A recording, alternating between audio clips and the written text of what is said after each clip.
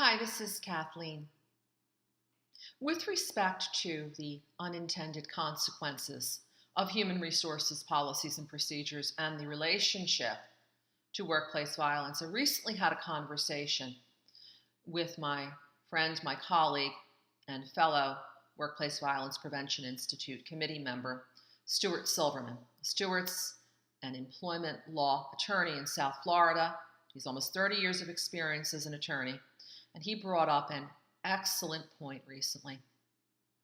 He pointed out that some organizations will have a policy where, in certain instances, they'll have law enforcement on hand when a termination is happening, or in-house security or loss prevention there to escort the employee out of the building. What's the consequence? What's the effect of that? Well, one such consequence is that it's probably going to subject that employee to more embarrassment. Think of what's happened. They've just been fired, and now they're walking through the workplace, being escorted by a police officer in front of his or her peer group, the people that this employee used to have conversations around the water cooler with, used to go to lunch with, maybe socialized with. Now they're suffering the embarrassment of being escorted off the property by law enforcement. Now, why do employers do this? They're concerned about potential violence, and they want to prevent and minimize the potential of violence from occurring during this termination. And that's a good reason, but what might be an unintended consequence? Number one, the employee going out the door is embarrassed for no reason.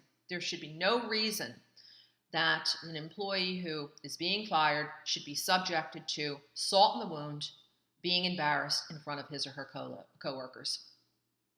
Second, as Stuart pointed out, it might make the employee so upset that he or she will now go to an employment law attorney and seek representation and possibly file a lawsuit for unlawful termination or some other theory. I pointed out that I hope that was the worst that could happen, because in some instances, employees who have been terminated have gone back and have killed supervisors or coworkers or themselves, or a combination of the above. The Workplace Violence Prevention Institute serves to come up with strategies and recommendations that are not band-aid approaches, that are systemic, that get to the root cause of the problem, and that will ultimately, hopefully, make recommendations as to where a good policy can be put in place, but the potential for workplace violence is minimized. As Stuart pointed out, if we are having law enforcement on site during the termination proceeding, then we have some indication that there is a problem, an issue, a heightened issue. Why not bring down that boiling point and do things to make it not so necessary to have law enforcement there or to have security there?